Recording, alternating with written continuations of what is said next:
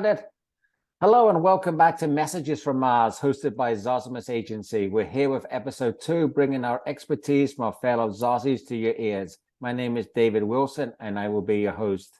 In today's episode, we will be discussing the rise of AI tools and how they impact creative and marketing strategies. I'm joined today by my colleague, David, the creative director here at Zozimus. Welcome, David. Tell us a little bit about yourself. Hi, David. My name is David, also last name Huang. I'm the executive vice president, executive creative director at Zozimus Agency, a fellow Zazi like David Wilson. And I have been in marketing and advertising and promotions for a very long time, decades. So I've seen a lot of changes come and go, but I'm still here. And I have to say, this business is still more fun than getting a regular job. So I'm gonna stay in the business until I'm asked to leave. So we've both seen a lot of changes in our career, and I think one of the really interesting ones is sort of the AI, which is it's came in everyone's landscape since late last year, and we're about 6 or 7 months into it. So from a creative perspective, what are the latest, updates or trends that you're seeing with AI in the marketplace? From a creative perspective, I would say ChatGPT for copywriting and I suppose even for SEO and things like that. For digital. I think it's pretty powerful, and probably the leader in its a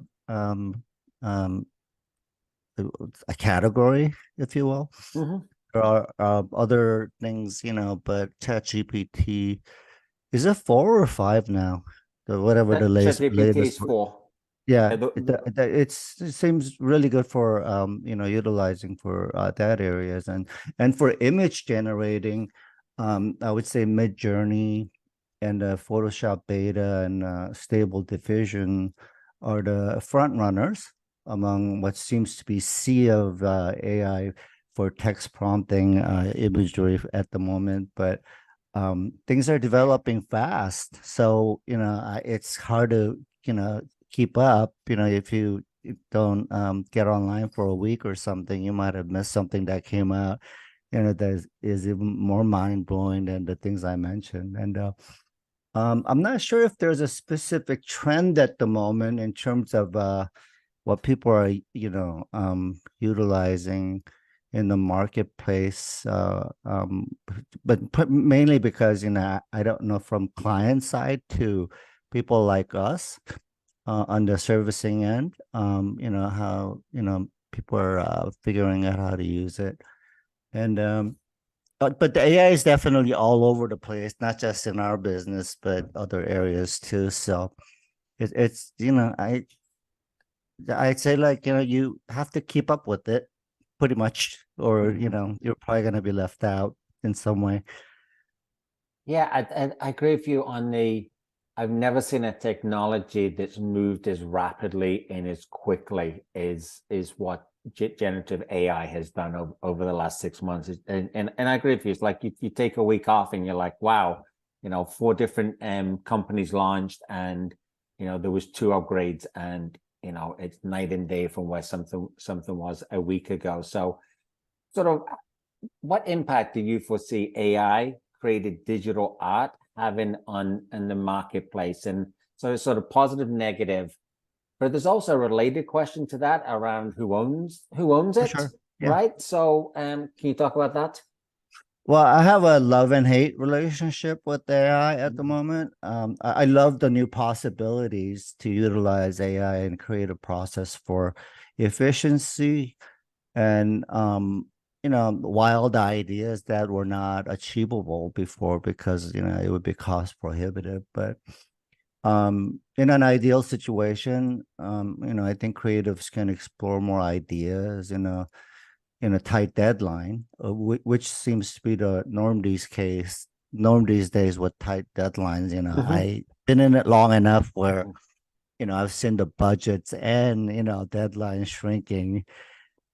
So I think through the years, I kind of felt like the creatives kind of lost the time that we used to have, like a decade ago or even longer, where we had some time to play. And I think creativity, is something that requires, like, playing around, because you can't come up with something new unless explore, like, a lot of different aspects of, like, even like a singular idea. But Mm-hmm.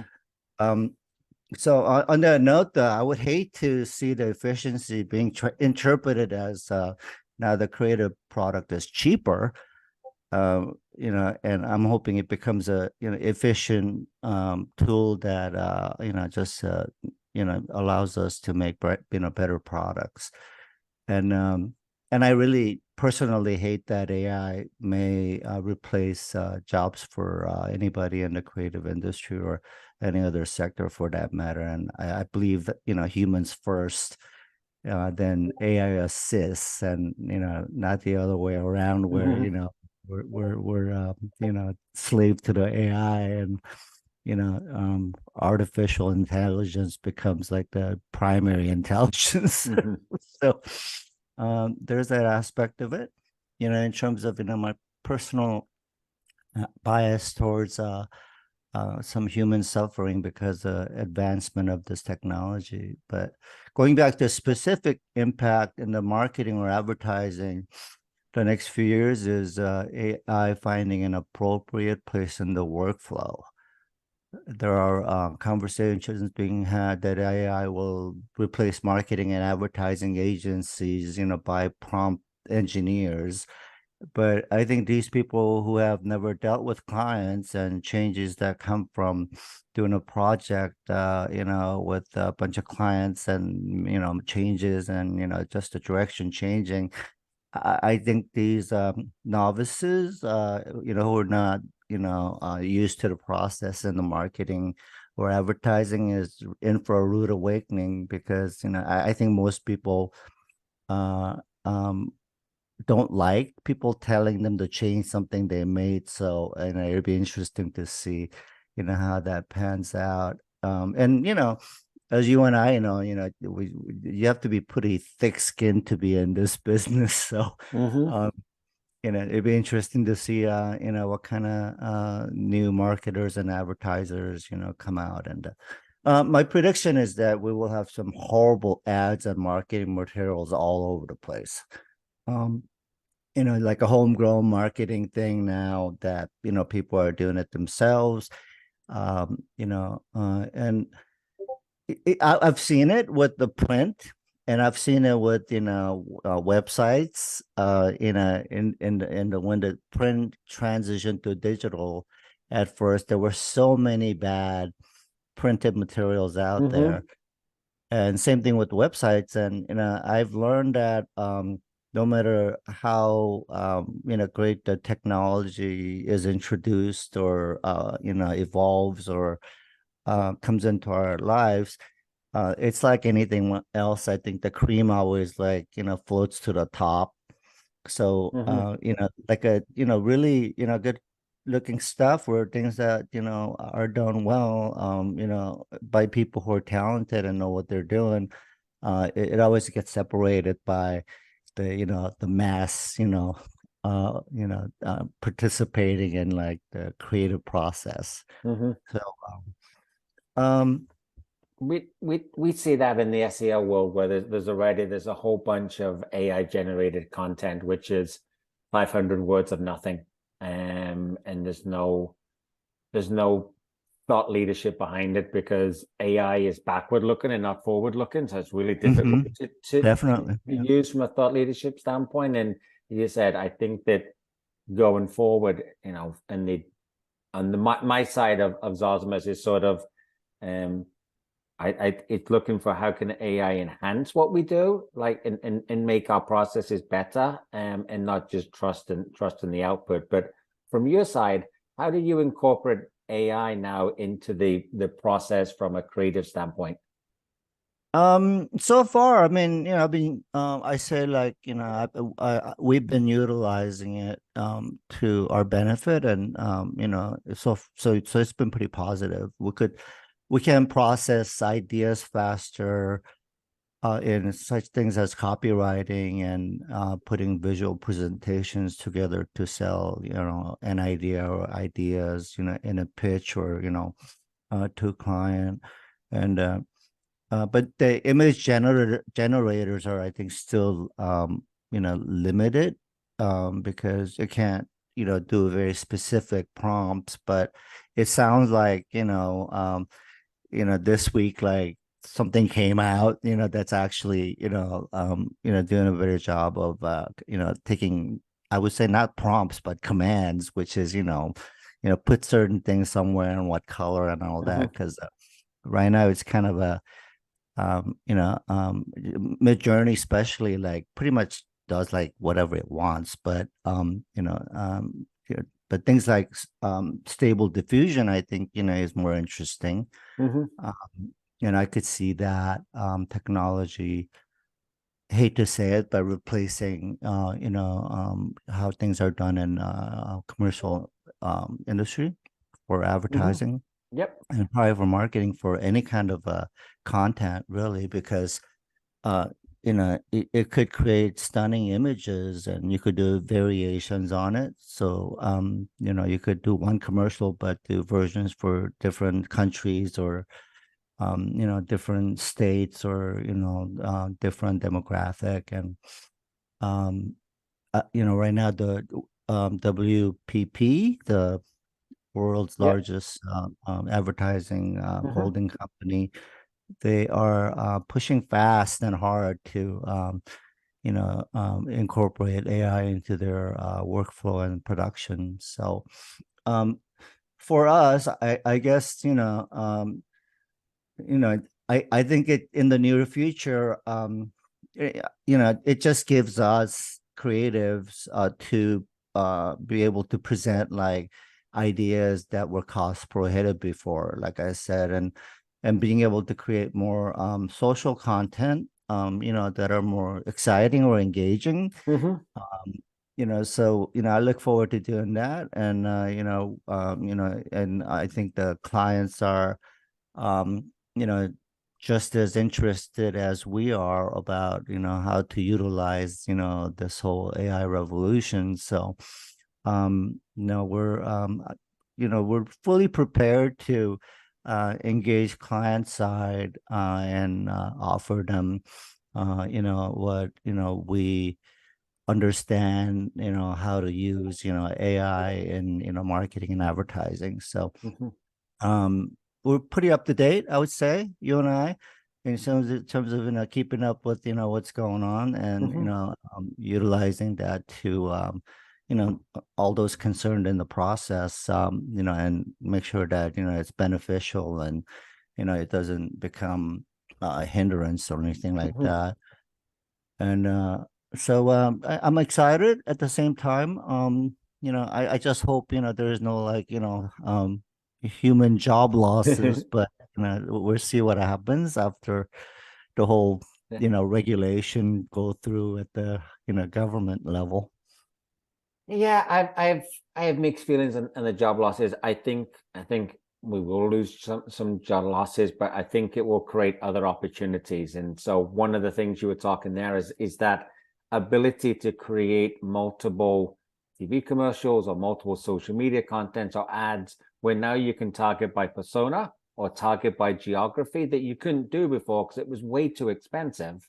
Right. But now you could potentially do a TV ad in the Northeast versus the South versus the Midwest, right? Versus the West Coast, and for not much more than just doing one. But now you can customize it a little more for on social, and you got multiple personas. Now you can create content for each of those personas in volume instead of focusing on pretty much just the umbrella for everybody. So I think it opens up a lot of opportunities for brands.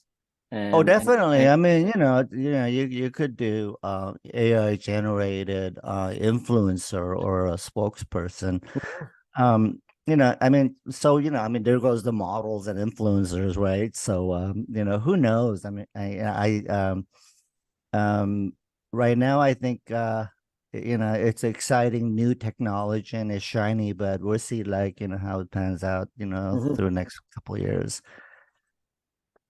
How are you keeping in track of it? Like, is there podcasts, blogs, seems outdated, but blogs, like social media accounts, platforms that you follow to sort of to keep on top of this? I'm just curious from I have my own from the marketing side that I'm on, but on the creative side, where do you go to keep on top of everything that's going on?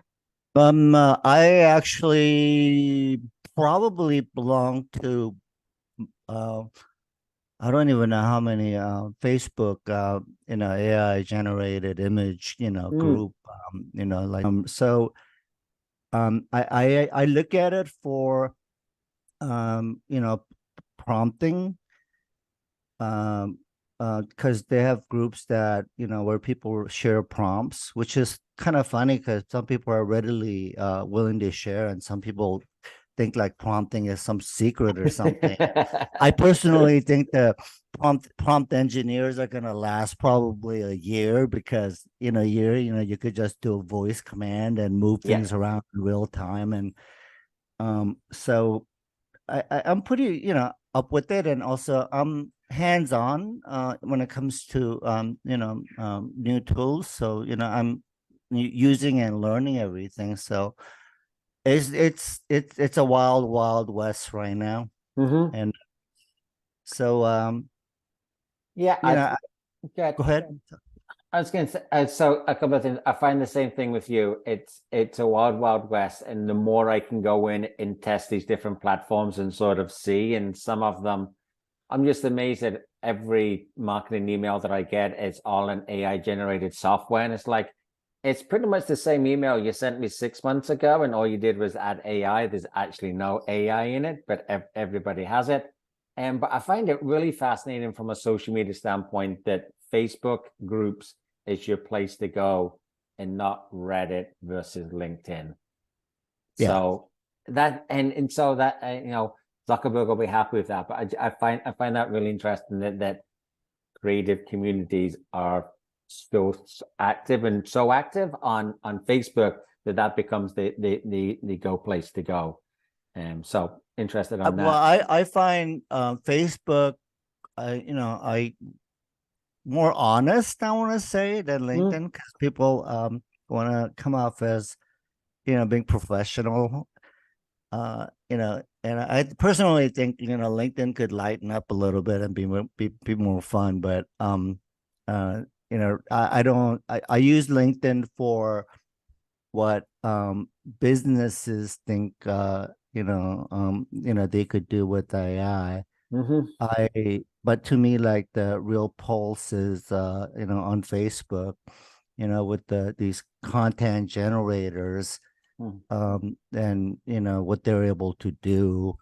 And some will find context for it. Like, there are guys who are just prompting food photography, and so, and some people are starting to like make create books with it. And so I find at a grassroots level Facebook is more of a place for me that gives me a indicator on, like, what the next trend with AI might be, hmm not necessarily LinkedIn. So Yeah. Um, you mentioned brands, so this talk about the elephant in the room for a lot of brands, which is copyright, yes. right? U.S. Yeah. Copyright Office said in March, anything that's created by AI cannot be copyrighted, Correct. whether it's text or whether that's image. Do you see that as a hindrance in the market where if you're a business, if you're a Euro stomping ground, if you're Hollywood, where anything that gets Um, created is not copyrighted? Like, does that dampen down potentially then what people are willing to do with AI because they can't protect it? well, I think that might um get adjusted once, like, like the whole, you know, it becomes some sort of like a, law that Congress passes with the Hmm. specific limitations of the usage because the copyright issues. Um, but right now, how hard is it to track down somebody, that is like, using your image? So there's the, realistic aspect of, small brands not being able to protect their rights or something. But I personally think that brands kind of lost its way with, um, what the brand, at least for me, stands for. When I got started, we spent a lot of time creating branding for clients so they could look different than their competitors. But through the decades, I've noticed that all the brands look alike now. Hmm. And the in the near foreseeable future, the problem I see in terms of for brands and AI generated images is that um, you know, I could tell what looks like AI, right? I think most people at this point, could look at an image and say, that's AI because it's completely unrealistic for to be a photograph. Yeah. And even if it was a photograph, then it used to be like a badly done Photoshop or really well done Photoshop. Hmm. So you know, I there's a danger that things look alike, and I think we're kind of, people are fickle, so I personally find AI generated imagery is kind of boring already. So once again, I think it's gonna come to the people who are the protectors of the brand, or this CEOs and CMOs who um you know could protect that brand. And I don't know, I'm hoping that as an agency that we could help clients to come up with like a branding elements or looks that it definitely states it's them, and implement some AI tools to make that happen. But um for a while, I think there's going to be like a lot of things that look alike because Hmm. it's going to be AI imagery with the logo stuck on it. Yeah. And so it'll be interesting to see what happens. It will be. We've seen that in the SEO world with so much content, where part of the conversation is how do you create a moat? So content that AI can't replicate. So whether that's thought leadership, like customer stories, stories about your people, things that it's really difficult for the AI to copy that. And it sounds like from a branding perspective is looking for what are the unique parts of your brand that it's difficult for the AI to copy unless it allows you to stand out and not look like the same as everybody else. Absolutely. I mean, it could be simple as like, the brands that are using like, human made things, Hmm. are more distinctive, Yeah. because everybody's using AI. And, then the whole problem with the copyright issue with AI is, currently, AI is just stealing from, I hate to use the word, but stealing or borrowing from everything on the internet, right? So you could say, make this thing look like Picasso did it, and it will do something that looks like Picasso did it. So um as a brand, I think you have to be really careful that somebody that is in house or you hired as a prompt engineer or a creative um is not presenting something where somebody could come back and say that that's my style per se. Hmm. Yeah. So Awesome. David, this has been really good. Really enjoyed the conversation. I think we covered an awful lot. So thank you very much for being on this. Another episode of Messages from Mars. We'll be bringing you new episodes every month. So follow us on Instagram, Zozimus Agency, and YouTube for the latest episodes and releases. Comments below for any subjects you'd like our Zoz team to cover. And we'll see you in the next one. Thank you. Thanks for having me. Maybe next time it'll be the AI versions of us doing this. There you go. So